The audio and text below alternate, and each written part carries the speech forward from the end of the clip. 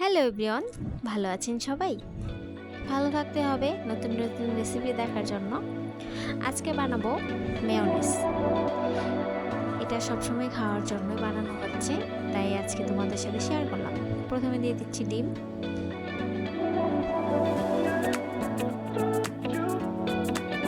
Sorry, ডিমের খোলসটা পড়ে গেছিল, মাইন্ড করে না। তো এখানে দিয়ে দিচ্ছি চিনি গুঁড়া। চিনিটাকে ব্লেন্ড করে নিয়েছি। তোমাদের বাসায় যদি ব্লেন্ডার থাকে ব্লেন্ডারও ব্লেন্ড করে নিতে পারবা।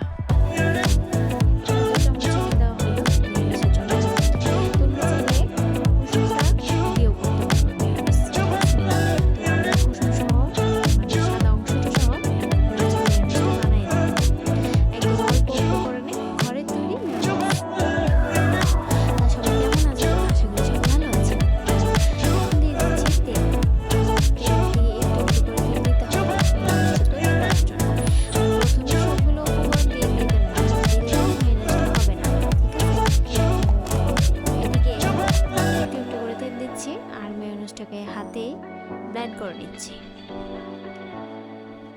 পিৎজা খেতে কার না ভালো লাগে, আসলে সেটা যদি স্বাস্থ্যকর হয় বাসায় তৈরি করা যাবে, আর কিছুই লাগবে না। চা নাস্তায় এটা চলে যাবে। তো এদিকে কথা বলতে বলতে অনেকটাই মেয়োনিজ তৈরি হয়ে গেছে। এখানে তেলের পরিমাণটা কিন্তু অনেক দিতে হবে, একটু একটু করে তেলের পরিমাণটা দিতে হবে। মিষ্টি খেতে চাও, মিষ্টির পরিমাণটাও বাড়িয়ে দিতে পারবে।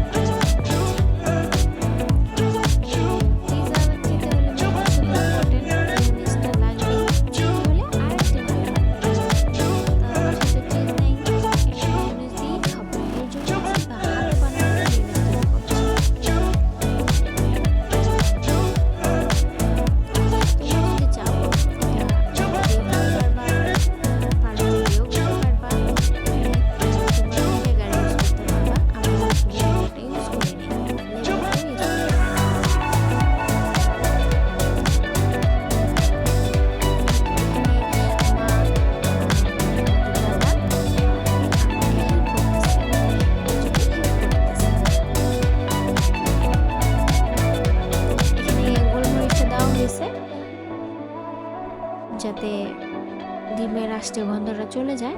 এখানে তোমাদের দাদা ভাই মেয়োনিজটা করতে করতে এখানে নুডলসের জলটা ফুটে গেছে। এখানে আমরা কোকোলা নুডলস নিয়েছি, তোমরা যদি চাও এখানে ম্যাগি নুডলসটা ইউজ করতে পারো, যেটা তোমাদের বাসায় থাকবে। এই তো ছোট ছোট করে এখন ভাপিয়ে নেওয়ার জন্য দিয়ে দিচ্ছে। এটা কিন্তু বেশি ভাপানো যাবে না, সিদ্ধ করা যাবে না। এটা 4 থেকে 5 মিনিট, 5 মিনিটও বেশি হয়ে যায়। অল্প উপকরণে এটাকেও সিদ্ধ করে নিতে হবে। তো এদিকে আরেকটা ডিম ফাটিয়ে নিচ্ছি।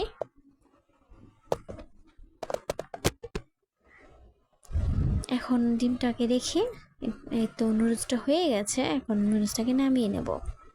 এতে দেওয়া হবে পেঁয়াজ কুচি করা, কাঁচা লঙ্কা। তোমরা কাঁচা লঙ্কাটা একটু যদি ঝাল খেতে চাও ঝালটাকে বাড়িয়ে নিবে। এই তো জল ঝরানো হয়ে গেছে নুডলসটা। এখন লবণ না, চিনি গুঁড়ো দিচ্ছে, আর হচ্ছে কাঁচা লঙ্কা পেঁয়াজ দিয়ে দিচ্ছে, আর সবগুলো উপকরণ একসাথে মিশিয়ে নিচ্ছে। এখানে আমরা 2টো ডিম ইউজ করছি, তোমরা চাইলে 3টা 4টা, তোমরা যদি চাও এখানে আরও কয়েকটা ডিম ইউজ করতে পারবা, এতে কোনো সমস্যা নেই।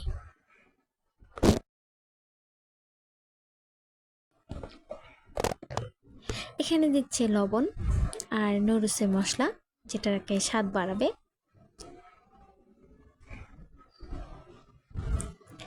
এখানে আরেকটা ডিম ইউজ করলাম আমরা, আমাদের কাছে ওই ডিমটা কম মনে হইতেছিল।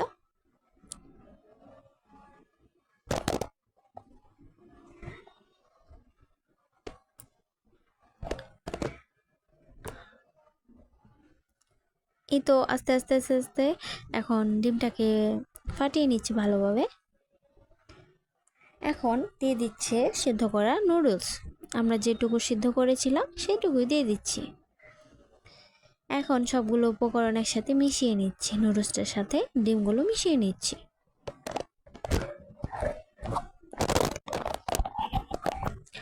তোমরা চাইলে যদি কিছু খেতে মন চাইতেছে এরকম করে খেতে পারবা। পিৎজা একটা ফিল আসবে, সন্ধ্যার নাস্তায় পিৎজা একটা ফিল আসবে, খেতে কিন্তু দুর্দান্ত লাগে। এই তো মিক্স করা হয়ে গেছে, এখন কিছুক্ষণ রেখে দেব।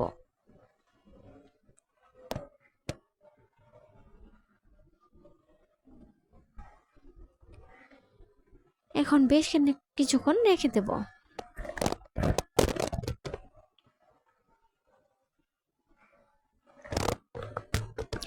এই তো ফ্রাই প্যানে তেলটা গরম করা হয়ে গেছে, এখন মিশ্রটা সব কিছু দিয়ে দিব,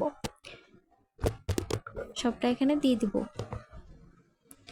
একদম গোল করে, শেপ একদম পিৎজা শেপে দিয়ে দিব।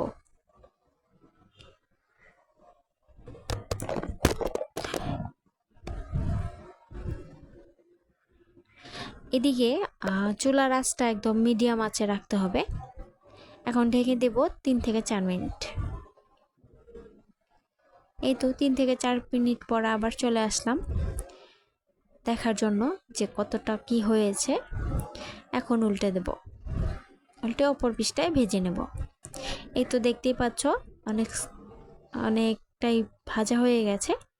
তো এদিকে ভাজা হতে হতে আবার একটু মেয়োনেজটা দেখাই দিতেছি, একদম ফাইনাল লুকটা তোমাদের সাথে শেয়ার করতেছি। হয়ে গেছে হাতে বানানো মেয়োনেজ।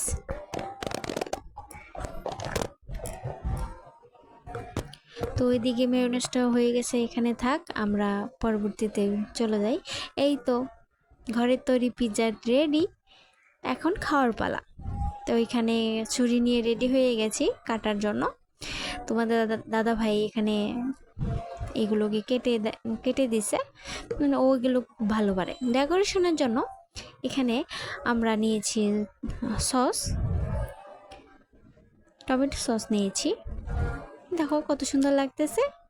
এই তো তোমার দাদা ভাই কাটতেছে, তাই ভাবলাম একটু ভিডিও করি। বানানো হলো, কাটা দেখানো হবে না, এটা কি হতে পারে। এই তো ঘরের তৈরি পিৎজা একদম অল্প উপকরণ তৈরি হয়ে গেল। এই তো ভিতরটা অনেকটাই মানে টেস্টি হয়েছে, দেখো দেখতেই পাচ্ছ তৈরি হয়ে গেছে নুডলস দিয়ে পিৎজা।